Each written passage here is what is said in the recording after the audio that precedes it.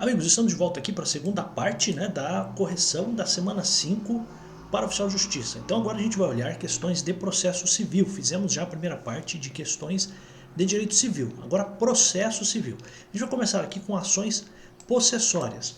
Coisas importantes, né, professor? Não sei nem do que se tratam as ações possessórias. São as ações que a pessoa pode ajuizar para ser mantida na posse de um bem imóvel ou para evitar que alguém entre nesse imóvel ou mesmo para, eventualmente, a pessoa fazer cessar qualquer tipo de ameaça que existe na sua posse.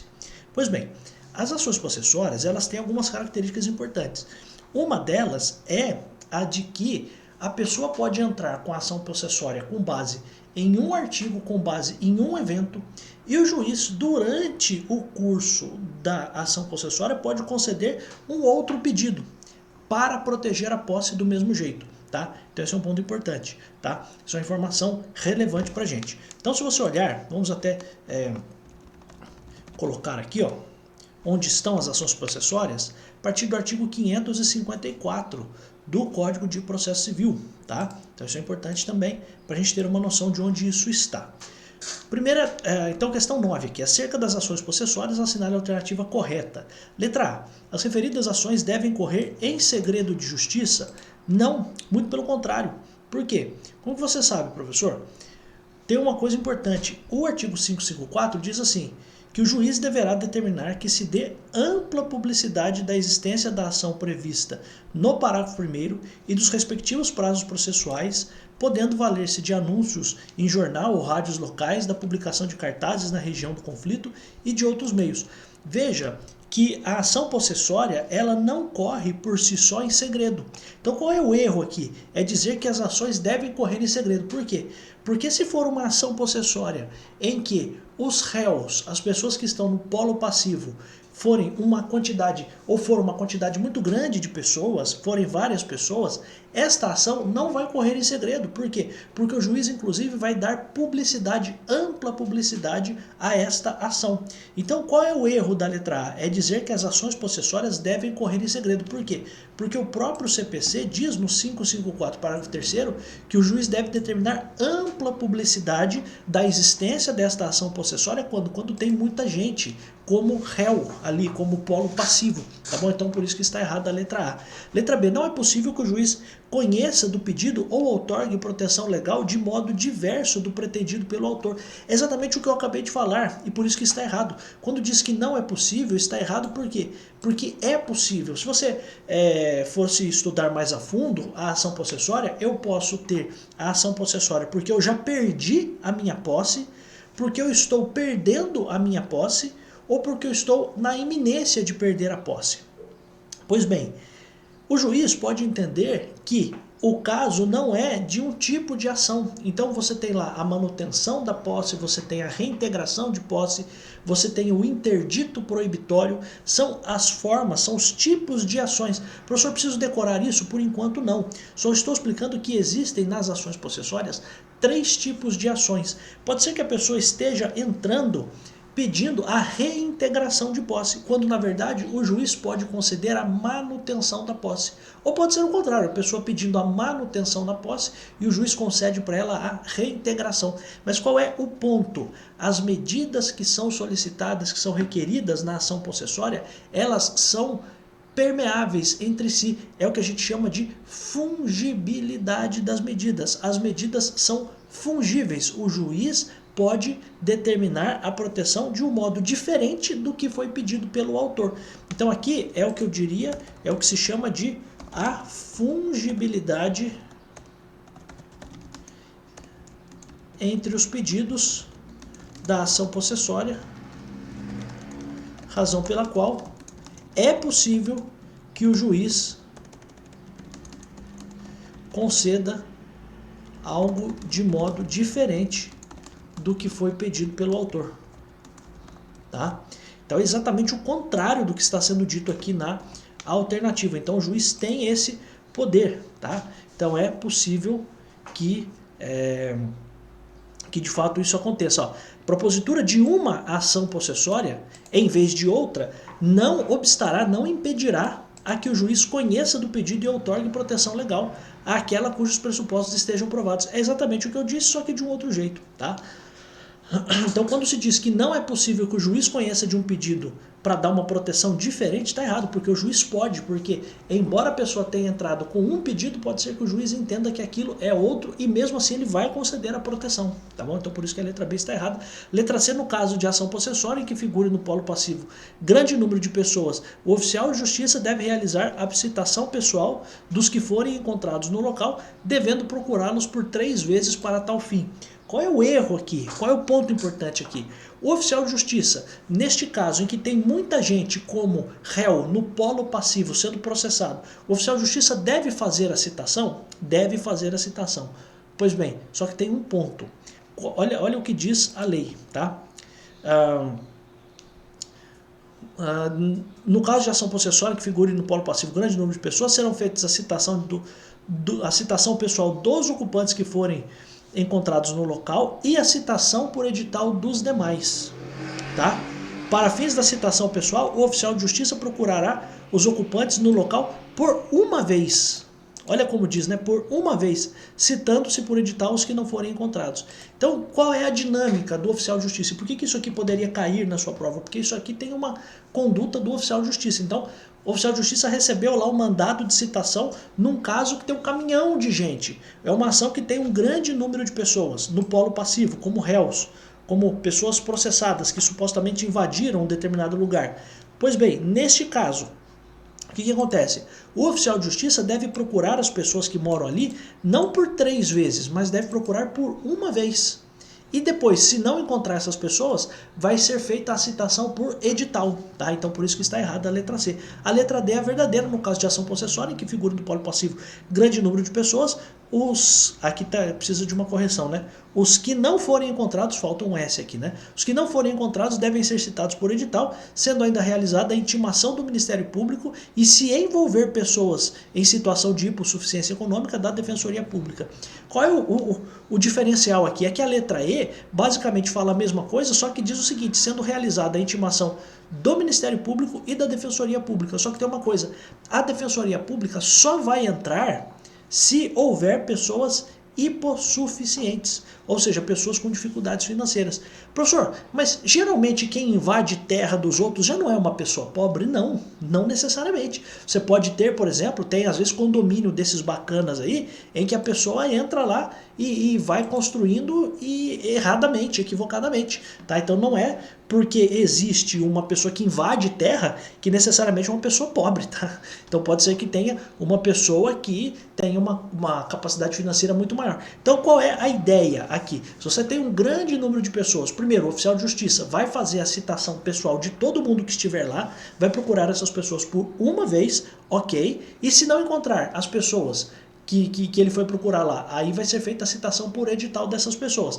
Além disso, é obrigatória a intimação do Ministério Público, porque para o Ministério Público não há a indicação de o Ministério Público participar se for rico ou se for pobre, o Ministério Público sempre tem que participar, mas a Defensoria Pública só vai ser chamada se houver pessoas em situação de hipossuficiência econômica, ou seja, vulgo pobreza, né? Tá? Então essa é a ideia, portanto, resposta da questão 9, letra D, tá bom? Então, questão interessante, hein? Questão bem interessante, porque trata de vários aspectos aqui da ação possessória. Questão 10. Se por engano for proposta a ação de manutenção de posse, quando o correto seria uma ação de reintegração de posse, o que o juiz vai fazer? É o que a gente acabou de falar. O artigo diz assim, a propositura de uma ação possessória em vez de outra, então aqui eu entrei com a manutenção de posse em vez de entrar com a reintegração de posse. Só uma observação, né? Uma observação aqui, porque embora isso não esteja exatamente no edital, acho importante falar para você. Quais são as ações possessórias? Qual o nome dessas ações? Você tem a reintegração de posse, reintegração de posse,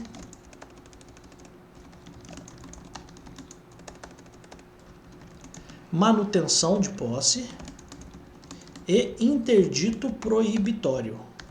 São nomes das ações, tá? Então, só não precisa decorar isso, tá? Só estou dizendo para você. Reintegração de posse quando a pessoa de fato já perdeu a posse. Manutenção, ela pode perder, tem alguém que está perturbando a sua posse ao ponto de a pessoa correr o risco de perder a posse. Interdito proibitório é uma situação em que a pessoa pode vir a ser ameaçada realmente.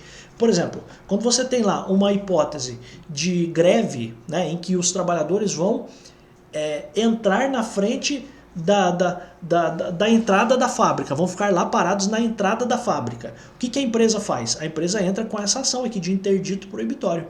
Por quê? Porque eu quero uma decisão judicial que permita que eu possa usar a minha fábrica, né, o dono da fábrica falando, né, para que eu possa usar a minha fábrica e que todo mundo possa entrar ali, né, que não seja colocado nenhum obstáculo para a entrada das pessoas na fábrica, tá? Então só a título de observação, tá bom? Então, se por engano for proposta a ação de manutenção, quando o correto seria a ação de reintegração, o que o juiz deve fazer? Ou o que o juiz pode fazer? O juiz poderá conhecer o pedido e outorgar a proteção legal correspondente. Então, esta é a informação importante aqui, que a gente já viu aqui em cima, tá?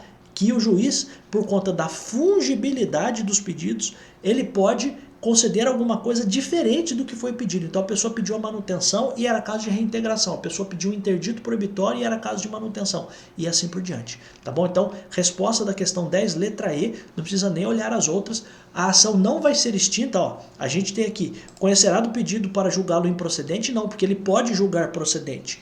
Ele vai decidirá pela petição inicial? Nem entendi o que está escrito aqui. Ou seja, decidirá pela petição inicial, entendi. Ele vai decidir com base na manutenção da posse, sem olhar a reintegração de posse. Não pode também, ele pode fazer essa flexibilização. Tá? Julgará extintação por falta de possibilidade jurídica? Não. Deverá julgar extinta por falta de interesse? Não. Então, neste caso, então vejo que é uma questão até relativamente fácil, né? Então uma informação que você tem, que você pode levar ela para frente. Quando a pessoa entra com uma ação possessória e na verdade era outra, aí você pode sim ter o juiz apreciando isso sem maiores problemas, tá bom? Só conferir aqui, está gravando, né? Então questão 10, letra E, tá? Então sem maiores problemas aqui, bem fácil essa aqui, depois que a gente já viu esse mesmo conteúdo em outra questão, tá bom? Então, isso aqui acontece por conta isso é possível, em razão da fungibilidade entre as medidas possessórias. Tá? Deixa uma explicação aqui importante para você. Questão 11, assinale a alternativa correta. O possuidor tem direito de ser mantido na posse em caso de esbulho e reintegrado no caso de turbação? Não. É exatamente o contrário. Então, inclusive a letra B. Ó. O possuidor tem direito a ser mantido na posse em caso de turbação e reintegração no caso de esbulho. Então, eu quero que você guarde uma coisa, né? Se houver, para o caso de esbulho, a ação é de reintegração de posse. Para o caso de turbação da posse, é caso de manutenção na posse. Tá?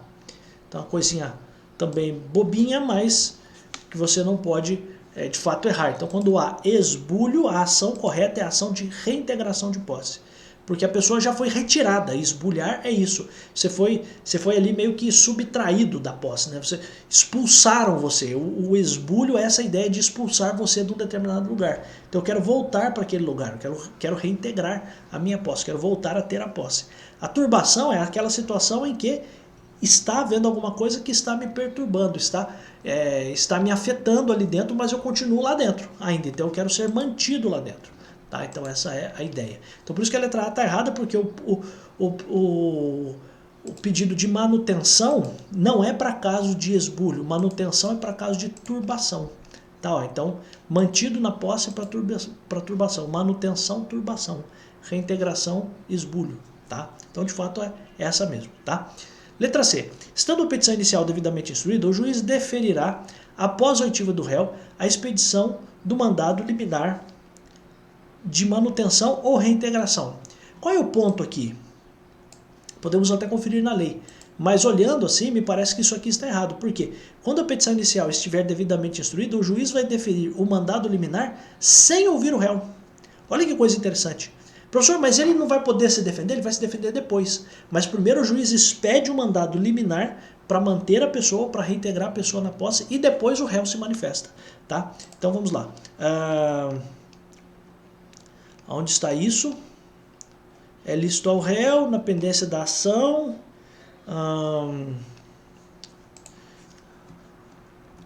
Vamos até copiar aqui, ó, só para a gente achar. Devidamente... 562. Estando a petição inicial devidamente instruída, o juiz deferirá, sem ouvir o réu, a expedição de mandado liminar. Então qual é o ponto aqui? Às vezes o que chama atenção é alguma coisa que você fala assim, nossa, mas isso aqui tá meio esquisito, né? E às vezes não tá exatamente esquisito, às vezes a lei traz uma situação de exceção que você precisa entender, né? Isso aqui chama atenção porque é esquisito, fala assim, como é que o juiz vai dar alguma coisa sem ouvir o réu?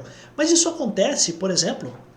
Quando a gente pega o processo civil, lá na parte de tutelas provisórias, tutela provisória de urgência, existem algumas daquelas tutelas que podem ser dadas sem ouvir o réu, né? Só tem até o nome, inaudita altera pars ou altera parte, tá? Então, o réu não é ouvido. Isso é uma medida inaudita altera pars, alguns até colocam inaudita altera parte. Mesma coisa, tá? Qual tá mais correta, qual não tá correta pra gente agora, só você entender isso, tá?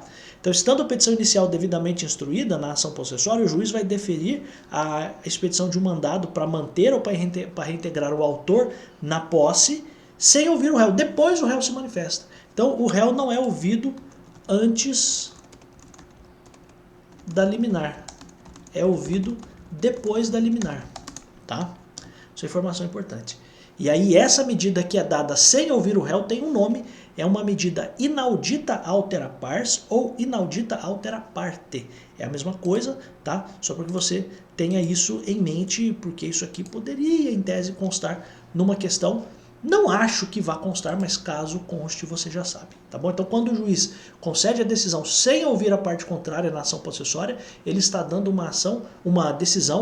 está dando uma decisão inaudita altera pars, ou inaudita altera parte, tá? Nas ações possessórias, dispensa-se a realização de audiência de justificação prévia. Não é isso. Tem uma coisa importante.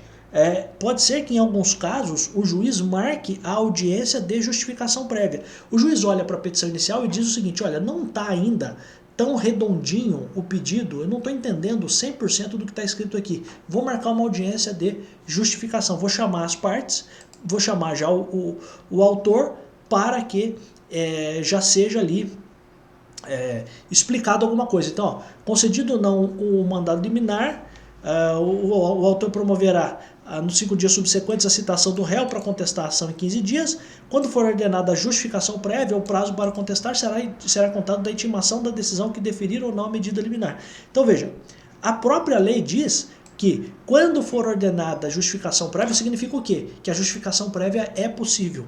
Então, quando você tem uma alternativa que diz que a justificação prévia está dispensada, está errada. Por quê? Porque pode ser que o juiz, olhando para a petição inicial, já defira a liminar. Ponto. Pode ser que ele, olhando a petição inicial, entenda que é o caso de designar uma audiência de justificativa prévia. O prazo depois para o réu contestar vai ser depois de eventualmente ter sido concedida a liminar, tá? Letra I. É possível a concessão de liminar para manutenção e reintegração de posse contra as pessoas jurídicas de direito público sem prévia audiência dos respectivos representantes judiciais. Não pode, tá? Quando eu estiver falando de pessoas jurídicas de direito público, então pensa o seguinte, eu tenho um terreno e eu acho que a prefeitura da minha cidade invadiu o meu terreno. Eu posso fazer, e não estou falando aqui de desapropriação é outra coisa. Estou falando aqui de um negócio clandestino realmente. Então a prefeitura clandestinamente está entrando no meu terreno e está invadindo o meu terreno. Eu posso fazer uma ação possessória? Eu posso, sem nenhum problema.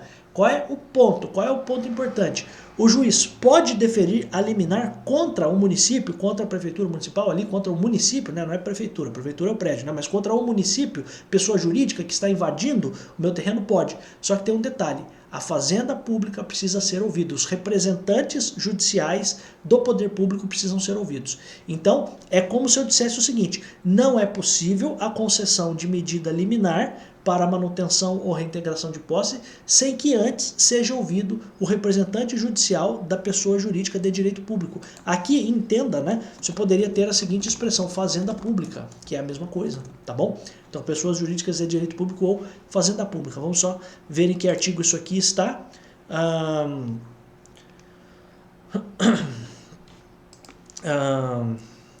Poderão ser intimados o Ministério Público. 562. Contra as pessoas jurídicas de direito público não será deferida a manutenção ou reintegração liminar sem a prévia audiência dos respectivos representantes judiciais. A audiência aqui é sem a prévia oitiva, tá? Sem prévia audiência aqui é no sentido de ouvir, tá? A audiência no sentido de ouvir, sem que a fazenda pública se manifeste, tá bom? Então, de fato, também está errada, portanto, questão número 11, gabarito letra B, tá bom?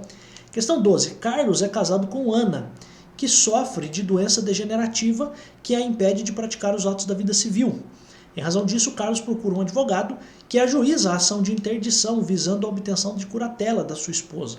Considerando o contexto apresentado, assinale a alternativa correta. Então, olha só, coisas importantes aqui, né? Então, o Carlos, ele é casado com a Ana. Só que a Ana sofre uma doença degenerativa que a impede de praticar os atos da vida civil. O que isso sugere para você? Isso aqui dialoga lá com aquele comecinho do Código Civil da parte de capacidade.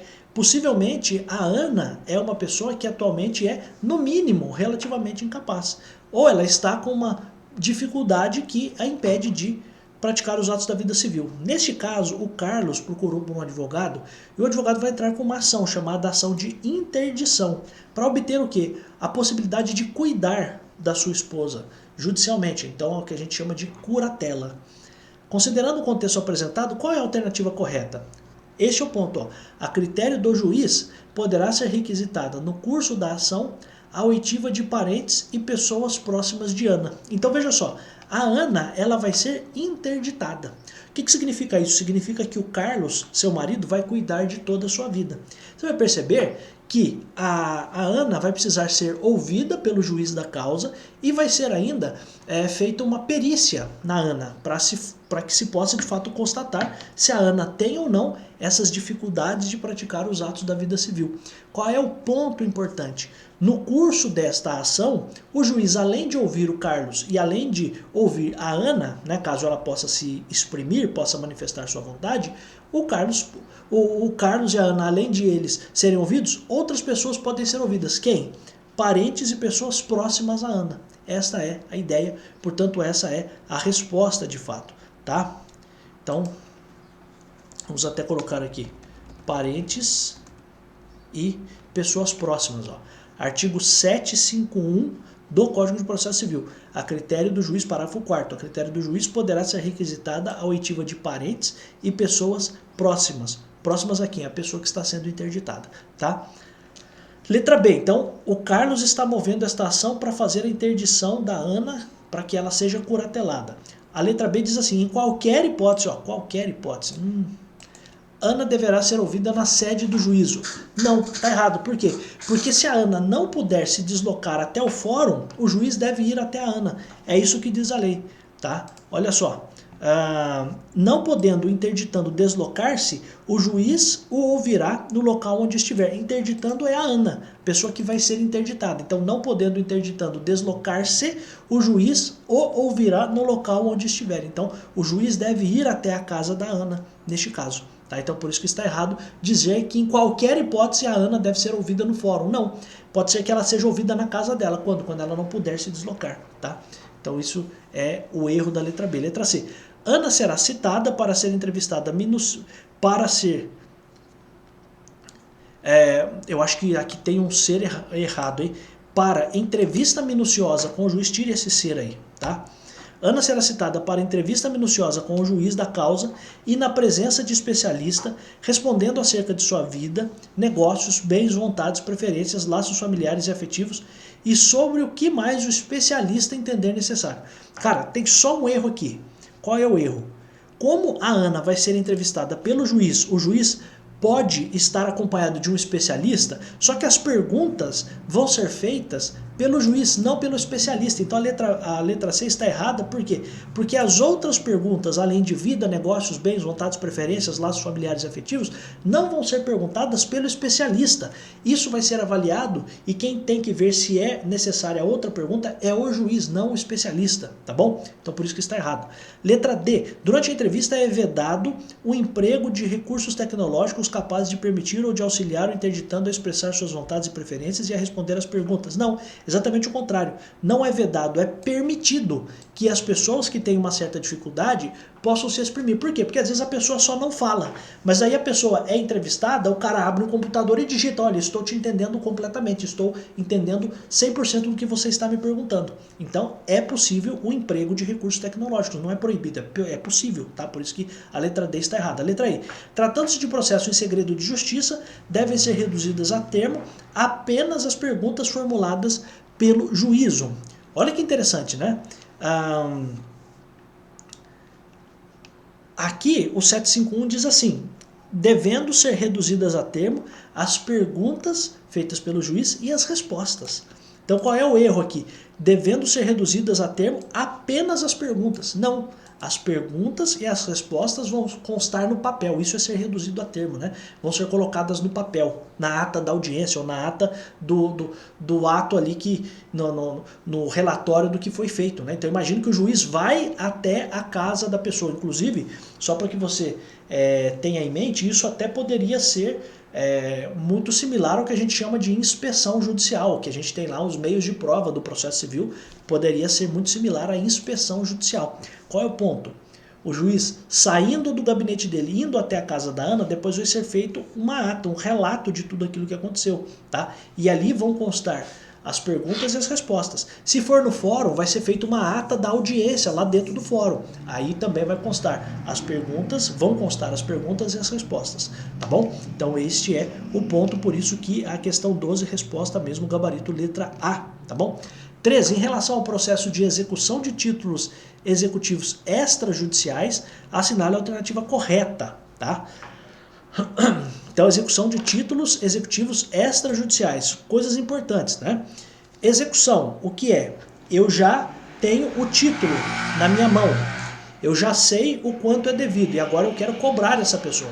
Então eu não preciso passar por todo aquele processo que a gente chama de processo de conhecimento, que é fazer a petição inicial, ter a audiência de tentativa de conciliação, ter a contestação, ter a réplica, ter a sentença, ter o recurso, etc. Não tem nada disso. Você já tem um documento, por exemplo, um cheque, uma nota promissória, em que você já tem o direito reconhecido e eu já posso cobrar isso diretamente na justiça. Não preciso passar por todo o processo, que é um processo normal, é um processo já de execução, é um processo que já está pronto. Por quê? Porque o documento já está pronto, tá? Então isso é o título executivo, ou seja, um título que pode ser cobrado, executado, e esse título nasceu fora do Poder Judiciário, por isso que é um título executivo extrajudicial. Então, título executivo é o que pode ser executado. Extrajudicial é porque ele foi criado fora do Poder Judiciário. Então, por exemplo, um cheque. Você assina um cheque lá na sua casa, lá na loja, lá no posto de gasolina, lá na empresa. Uma promissória, a mesma coisa. Então, tudo isso é criado fora do Poder Judiciário. Então, nestes casos, olha o que diz a letra A. O juiz pode determinar de ofício a inclusão do executado no cadastro de inadimplentes. Cara, não é de ofício, tá? Por quê? Porque há necessidade de o exequente pedir. Exequente é quem está cobrando, quem está executando, tá? Então o erro da letra A é dizer que o juiz vai determinar de ofício a inclusão do executado no cadastro de inadimplentes. Letra B. O oficial de justiça não poderá cumprir os atos executivos determinados pelo juiz, também nas comarcas contíguas e nas que se situem na mesma região metropolitana, sendo necessária a expedição de carta precatória. Qual é o problema aqui? O problema é exatamente por que isso aqui poderia ser perguntado para você. O oficial de justiça, ele está para cumprir um mandado de citação numa ação de título executivo extrajudicial. Só que ele sabe, ele descobriu que o executado está numa comarca vizinha, contígua, ou numa comarca que a gente chama de comarca que se situa na mesma região metropolitana. O que ele tem que fazer? Ele tem que devolver esses autos? Não, ele tem que ir até lá. Então, qual é a informação aqui? O oficial de justiça, na verdade, ele pode cumprir os atos executivos determinados pelo juiz, por exemplo, uma penhora, né, um ato executivo clássico, né, então a penhora de um bem, o que ele pode fazer? Ele pode fazer isso na comarca contígua, na comarca vizinha, e nas que se situem na mesma região metropolitana, tá? Então, uma coisa é comarca vizinha, outra coisa é comarca que está na mesma região metropolitana, mesmo que não seja vizinha, tá? Sendo necessária a expedição de carta precatória, não, ele vai fazer isso porque ele tem que fazer isso mesmo, tá? Então, essa é a ideia, tá? Então, vamos colocar aqui, ó, atos executivos 782, ó. O oficial de justiça poderá cumprir os atos executivos determinados pelo juiz nas comarcas contíguas de fácil comunicação e nas que se situem na mesma região metropolitana.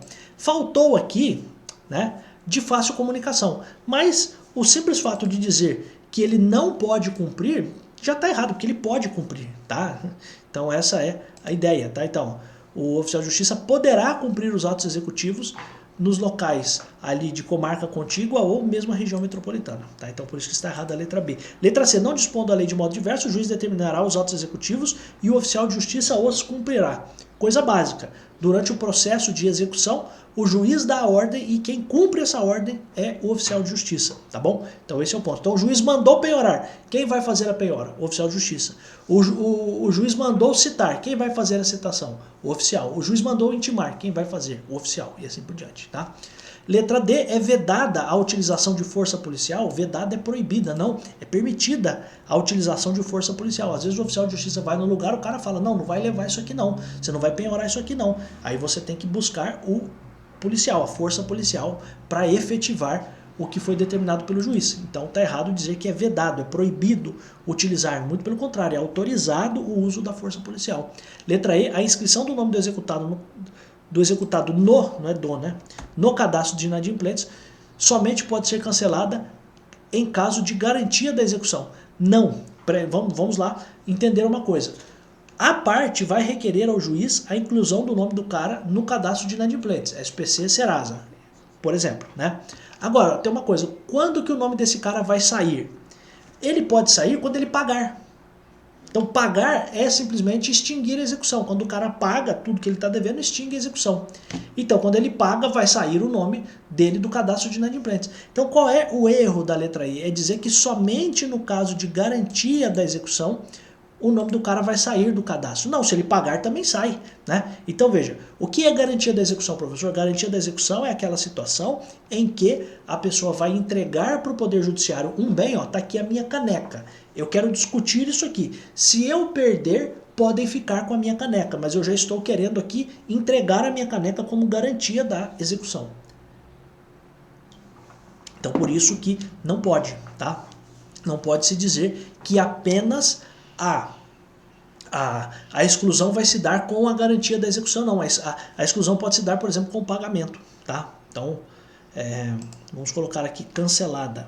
Ó, a inscrição será cancelada imediatamente se for efetuado o pagamento, hipótese 1. Se for garantida a execução, hipótese 2. Ou se a execução for extinta por qualquer outro motivo, hipótese 3. Então pensa que caducou, que prescreveu o direito, né? Então também vai tirar o nome do cara do SPC, do Serasa, aí, dos órgãos de proteção ao crédito, tá?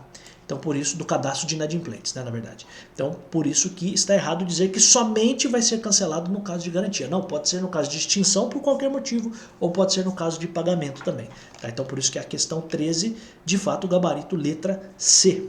Tá bom? Questão 14, Ricardo moveu ação de execução de título executivo extrajudicial, de novo, né? Ação de título executivo extrajudicial. Título executivo é aquele título que pode ser cobrado. Na justiça, ele é extrajudicial porque ele foi formado fora do Poder Judiciário. Um cheque, uma promissória, uma duplicata. Então, Ricardo moveu ação de execução de título executivo extrajudicial contra em face de Dalmo, com o objetivo de que lhe seja entregue coisa certa, consistente em um caminhão. Então, possivelmente existia lá uma nota promissória em que o Dalmo se comprometeu a entregar para o Ricardo um caminhão. Então, vou entregar uma coisa certa. Olha, quando no dia 20 de setembro de 2022 eu vou entregar nas suas mãos um caminhão. Ponto. Isso é a nota promissória. O cara escreve isso como nota promissória. Pois bem, exemplo, tá? Então, pois bem, a gente está diante deste cenário. Qual é o ponto?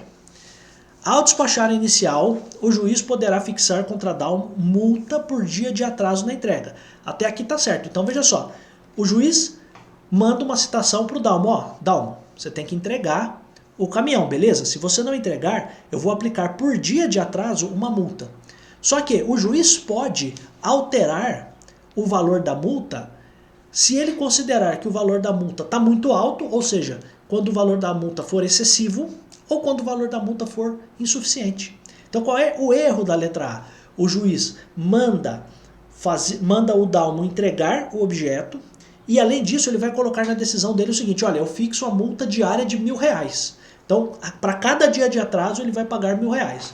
Só que aí no meio do caminho o juiz entende que aquela multa de R$1.000 ou é muito alta ou é muito baixa. Ele pode mudar. Então qual é o erro da afirmativa? Está aqui no somente. Então, quando se diz que somente o valor da multa pode ser alterado se o juiz entender que esse valor é muito alto, está errado, porque ele pode também mudar isso se ele entender que o valor da multa é muito baixo. Então, ele aplicou a multa de R$1 por dia. Ele falou, pô, mas R$1 o cara não vai entregar nunca, então deixa eu aumentar isso aqui.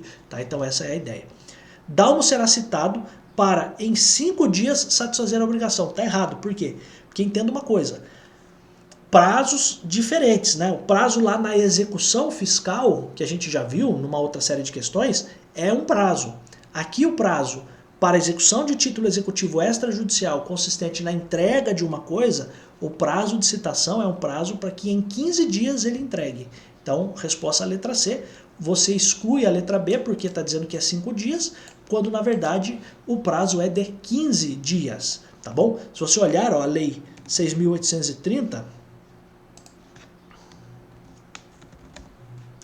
o executado será citado para no prazo de 5 dias pagar a dívida.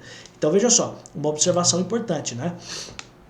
Então observação, na lei de execuções fiscais, LEF, o prazo para pagar é de 5 dias. Na execução de título executivo extrajudicial, o prazo é de 15 dias para satisfazer a obrigação, tá bom? Então essa comparação é muito importante para você não se confundir, tá? Então se falou execução fiscal 5 dias, mas aqui é título executivo extrajudicial, prazo de 15 dias para satisfazer a obrigação. No caso aqui a obrigação é entregar o caminhão, tá bom? Se Dalmo não cumprir a obrigação, o oficial de justiça devolverá o mandado de citação ao cartório, sendo expedida nova ordem para emissão na posse ou busca e apreensão, conforme se tratar de bem imóvel ou imóvel. Qual é o erro aqui? O oficial de justiça não vai devolver esse mandado de citação. Ó, vamos até colocar aqui emissão na posse ou busca e apreensão. Ó, vamos colocar aqui emissão na posse, na posse. Ih, professor, ah não, tô procurando no lugar errado, meu Deus. Emissão, ó, artigo 806, parágrafo 2º.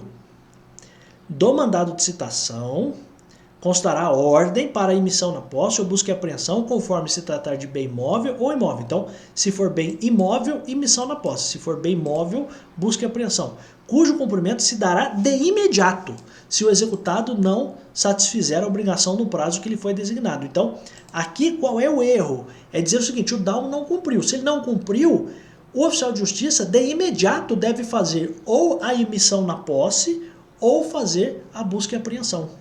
Tá? No caso aqui, como a gente está falando de um veículo, é a busca e apreensão. Mas qual é o ponto? Aqui a questão por vezes trata de caráter geral, de todo o contexto, né? Se o Dalmo não cumprir a obrigação, o oficial de justiça deverá devolver o mandado? Não, ele já deve de imediato fazer o quê? No caso, como é um bem imóvel, fazer a busca e apreensão, tá? Mas o erro aqui, a avaliação aqui que eu queria que você tivesse é a seguinte, o que o oficial de justiça deve fazer depois? Cara, você vai fazer o concurso de oficial de justiça, você tem que entender qual é a dinâmica na cabeça do oficial de justiça. Então aconteceu tal coisa, por exemplo, né, a gente sempre fala lá da citação por hora certa, o oficial de justiça procurou alguém, a pessoa... Você suspeita como oficial de justiça que o cara está se ocultando, o que você deve fazer? Fazer a citação por hora certa. Ponto. Essa é a dinâmica da vida do oficial de justiça. Aqui é a mesma coisa.